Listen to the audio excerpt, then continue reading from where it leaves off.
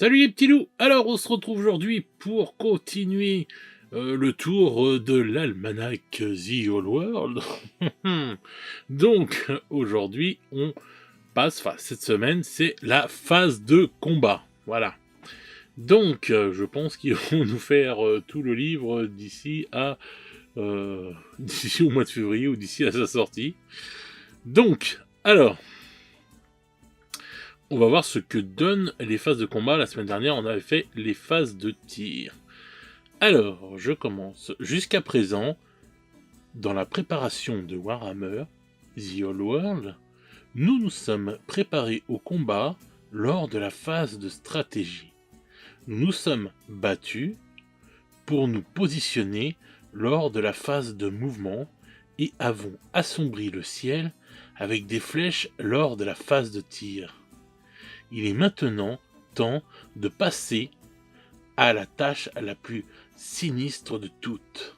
Lancer des épées et épauler les pics pendant la phase de combat. Je teste des nouvelles voix. Bon, alors, voilà que l'introduction est faite. Très belle image là. J'adore. En plus, c'est une image... je sais pas si elle est récente celle-là. Enfin, en tout cas, je la trouve vraiment belle. Alors, on continue avec... vous ne serez peut-être pas surpris de découvrir que la 4e et dernière phase du tour de jeu est divisée en 4 étapes simples. Ah bah dis donc, en 4 étapes. Oh, comme de ça fait exprès. Alors, choisir et combattre, calculer le résultat, briser le test et poursuivre. Comme pour la phase de tir, ces étapes sont suivies dans l'ordre, c'est mieux, pour chaque combat distinct. C'est trop compliqué à résumer dans son intégralité ici, oui ça on s'en doute, mais cet article devrait vous donner une idée de la façon dont tout cela fonctionne. Ok. Alors, vous commencez la phase en choisissant quel combat vous souhaitez commencer en premier.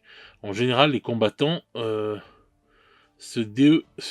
combats se déroulent en rang et seul le premier rang d'une unité engagée peut combattre. Cependant, une unité avec un rang de combat plus large que celui de son adversaire peut toujours attaquer avec toutes les figurines de ce rang.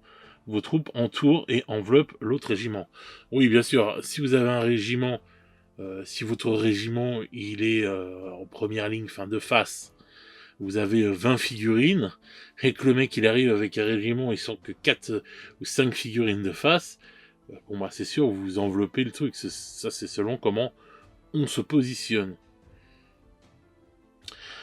Il y a beaucoup de problèmes à cela. Ouais. Certaines figurines peuvent effectuer des attaques de soutien depuis un rang plus bas, oui. Clairement, il y a des figurines qui peuvent avoir des armes qui permettent de taper même au 2e rang. Donc ça veut dire que il y a des unités comme ça où vous pouvez taper sur 2 rangs. Ça, c'est hyper balèze. Plusieurs unités peuvent être engagées dans le même combat et toute figurine capable de combattre sans être en contact socle à socle ne peut effectuer qu'une seule attaque ce tour-ci. Oui, normal. Oh, les gobelins de la nuit, ils sont très beaux. Alors, tac tac tac. Une fois que vous avez déterminé qui peut combattre, il est temps de déterminer l'initiative de chaque figurine et de voir qui frappe en premier. La figurine avec la statistique d'initiative la plus élevée frappe en premier, ce qui est logique. Et ainsi de suite dans l'ordre. Avec un bonus pour charger et un plus important pour les frapper sur le flanc ou à l'arrière. Cependant, il pourrait toujours y avoir une situation dans laquelle un ennemi lourd comme un troll de pierre, initiative 1, se retrouverait en 2e position lors de la charge contre l'essence surnaturelle d'un maître d'épée de Heut, initiative 6. Il pourrait toujours y avoir une situation dans laquelle un ennemi lourd comme le trône se retrouverait en deuxième position. Oui, bien sûr.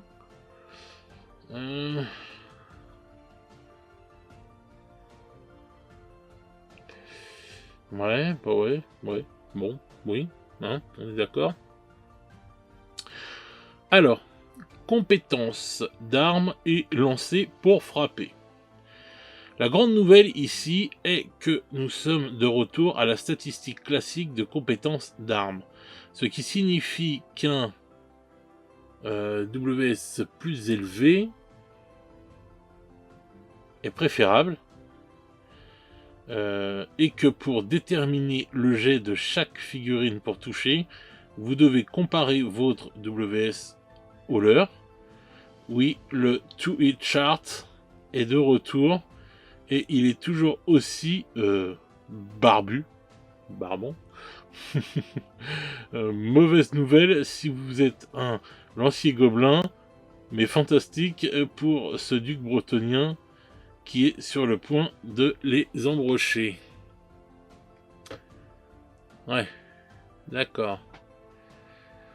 Oui, le weapon skill. Ouais, bah oui, bon, du classique, hein, comme on a vu pour le tir. Donc si tu as 7 et que l'autre il a 1, ouais, bon, ouais, voilà. Ouais, moi ça me va, ça. Je trouve que. Moi j'aime bien ces tableaux-là. Je trouve que c'est plus simple, enfin, c'est plus. Enfin voilà, tu regardes, hop, t'as ça, boum, tu fais ça, et on est tranquille. C'est ça que j'aimais bien aussi dans Confronte, les tableaux comme ça, c'était bien plus simple et tout, et je trouve ça que ce soit bien, que ce soit revenu ça. Vous me direz, vous, ce que vous en pensez, parce que moi, enfin, comme je vous ai dit, moi je suis à jour, enfin je suis pas très à jour, vu que j'ai joué jusqu'en V5, un truc comme ça, donc voilà quoi. Alors, comme je sais qu'il y a pas mal d'entre vous qui ont joué en V8, tout ça et tout, il faudra me dire ce que vous en pensez. Donc on continue. Vous lancez autant de dés que vos figurines engagées ont d'attaque. Et avec les figurines à initiative supérieure frappant en premier, une unité qui charge a la possibilité de submerger ses ennemis avant qu'ils n'aient l'esprit de reculer. Ensuite, vous lancez les jets pour blesser, oui, normal, et effectuez des sauvegardes d'armure comme d'habitude. Bon, voilà. Les victimes sont retirées des rangs arrière, oui, bah comme d'hab, ce qui représente les rangs arrière avançant tandis que leurs camarades mordent la terre. Mettez de côté chaque décès dans chaque unité. Vous devrez les additionner pour l'étape suivante. Ouais, le calcul du résultat de combat. Bah oui, pour l'étape suivante, oui. Enfin, on va voir ça tout de suite. Alors, les combats dans Warhammer The Old World sont généralement décisifs. Un camp ou l'autre fait la percée et le perdant est repoussé ou brisé. Contrairement aux autres jeux Warhammer, vous ne fuyez pas uniquement en fonction de votre leadership, vous devez calculer le résultat du combat. En d'autres termes, vous déterminez qui a gagné en additionnant qui a tué qui. D'accord. Ok. Cependant, il ne s'agit pas seulement du nombre de morts que vous avez causé. Vous obtenez des bonus pour les rangs complets, pour avoir occupé les hauteurs, pour les porte-étendards et pour avoir attaqué sur le côté ou par l'arrière. Oh là là. Voilà, ça par contre c'est relou. Alors, bon, j'ai un étendard, donc ça va me faire plus 1. Je t'ai attaqué là, ça va me faire plus 6. Mais alors j'ai fait ça, ça va me faire moins. Oh là là, ça c'est relou. Ça, c'est pas du tout instinctif, ça va être relou. Et puis hop, t'as tué tant et tout. Ah ouais, mais non, attends, j'ai tué Polo là. Enfin, oh là là. Bref, ça c'est pas. Je sais pas, je trouve ça un peu relou. Je trouve ça un peu relou. Moi, je préfère les trucs directs, voilà. Pourtant, c'est pas compliqué de faire un truc. Enfin, je sais pas, le mec qui te charge, tu t'en prends plein la gueule, t'as perdu, et puis voilà, quoi. Tu fais un test de morale à je sais pas combien, et puis par rapport au nombre de trucs que t'as perdu. Parce que là, alors, si je flank attaque, hop, j'ai plus un. Ouais. Plus un par round bonus, enfin, ouais, bon, bref. C'est pas. Ouais, ça, j'aime pas trop, sincèrement. Alors. Ah, ils vont nous en dire plus là. Additionnez le tout et voyez qui a gagné. En cas d'égalité, le combat continue au tour suivant, mais s'il y a un perdant clair, il doit passer un test de rupture. Il s'agit d'un test de leadership, oui, d'un test de morale, modifié en fonction du degré de perte du combat et et avec plusieurs résultats. Ah ouais, donc ça veut dire que si ça se trouve, même avec un bonus, si j'attaque un gros régiment, on va dire, et que j'arrive quand même à prendre le dessus, si l'autre il a des bonus, je sais pas moi, 2 rangs, 2 trucs, 2 machins, etc., il est possible que, en fait, je n'ai pas un résultat, enfin, il est possible qu'il reste une égalité. Même si c'est moi qui ai tué le plus de mecs dans son armée, enfin dans son régiment, il est possible que j'ai une égalité. Ça c'est ouf, ça. Alors, si le résultat naturel est supérieur à la statistique de leadership du chef de l'unité testée, soit celle de son champion, soit celle d'une figurine de héros qui l'a rejoint, alors l'unité se brise et s'enfuit. Si le jet modifié est supérieur à la statistique de leadership, mais que le jet naturel est inférieur à l'unité, se replie en bon ordre. Oh là là. Et si le jet modifié est inférieur à la statistique de leadership, ou si vous obtenez un double 1, l'unité cède du terrain. Oh là là là là. Comme vous pouvez le voir, il s'agit d'un changement substantiel par rapport aux règles de combat des dernières éditions de Warhammer Fantasy Battle et combine et affine une sélection de règles des éditions précédentes et des spin-offs du jeu. Cela peut sembler complexe à première vue, mais c'est une mécanique qui devient rapidement claire une fois que vous avez parcouru quelques combats et qui ajoute une tonne de profondeur tactique à la partie la plus importante du jeu. Putain. Déjà, quand on commence à te dire cela peut sembler complexe, c'est qu'ils savent très bien que c'est la merde. Voilà. Bon, jusqu'à maintenant, je trouvais que toutes les règles étaient sympas, même là, quand j'ai commencé. Là, je trouve ça un peu lourdin quand même. Hein. J'avoue que faire le calcul, alors oui, alors s'il y a ça, machin, bon bah ton groupe il se barre ou machin, sinon non, il se remet comme ça, sinon non, il perd du terrain. Je veux bien... je vois bien ce qu'ils veulent faire, c'est-à-dire donner une sorte de réalisme, etc., etc., mais tu vois, quand déjà il te faut plusieurs parties, on va dire pour appréhender le truc, pour moi c'est pas bon. Voilà. Pour moi, dans la logique des choses, des bonnes règles, tu dois déjà les avoir maîtrisées dès la première partie. Tu lis tes règles, tu fais ta première partie, normalement, tu dois en savoir et les maîtriser peut-être aller à 75%, les doigts dans le nez. Et la deuxième partie, tu finis, tu fais les 100%. Voilà. Après, des fois, quand tu joues à plusieurs jeux, tu peux avoir quelques oublis. Ça arrive. Mais, normalement, tu dois plus te servir du livre. Là, quand je dis ça, là, je me vois déjà en train de faire des fiches, ou s'il y en aura, enfin, pour dire, oh, bon, attends, faut pas que j'oublie ceci, ah bah attends, faut pas que j'oublie cela. Ça me... Voilà. Ah, ça ajoute une tonne de profondeur, ouais, mon cul, ouais. Ça ajoute une tonne de galère où on va bien se faire chier, hein. Bref. Ah ouais, donc t'as tout le truc là, le break test example. Oh là là.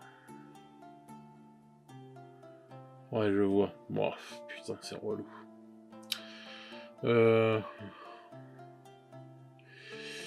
Nous discuterons du moral, du bruit et de la psychologie. Du bruit. Breaking. Ouais.